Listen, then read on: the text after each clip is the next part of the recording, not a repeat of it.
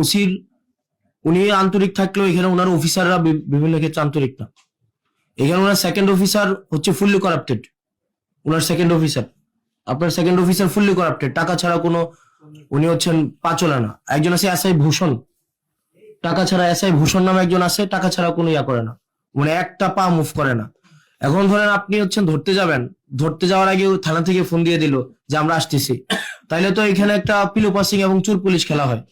আপনি আপনার যারা অফিসার আছে আপনি ওনাদেরকে ওনাদের সাথে নিয়ে বসেন, এবং এটা না হয় খুব মানে জনরোষের শিকার হবেন আপনারা।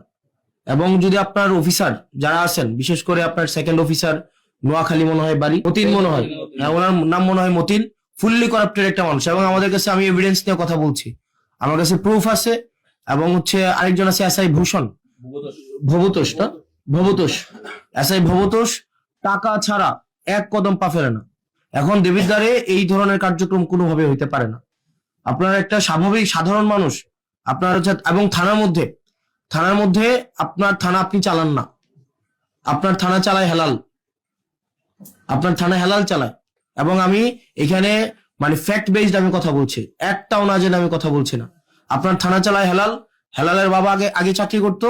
এখন হেলাল কোনো মানে কোনো মানে ইয়া থেকে আপনি আমাকে বলতে পারেন এই ধরনের কথা, তো ধরেন আপনাদের লিগ্যাল প্রসিজারে নাই, এটা নাই সেটা নাই, আপনাদের এই জায়গায় থানায় এগুলা জিনিসগুলা ঘটছে, প্রত্যেক দিন ঘটছে। এবং থানায় হেলাল আপনার থানায় ঢুকতে পারবে না। আজকের পর থেকে আপনার থানা চালাবেন আপনি, আপনার থানা আপনার আইন অনুযায়ী চলবে। এবং থানার যারা সদস্য তারা হচ্ছে আপনার যারা আইন শৃঙ্খলা বা পুলিশ আছেন, আপনার আন্ডারে যারা পুলিশ আছেন তারা হচ্ছে আপনার থানা চালাবে।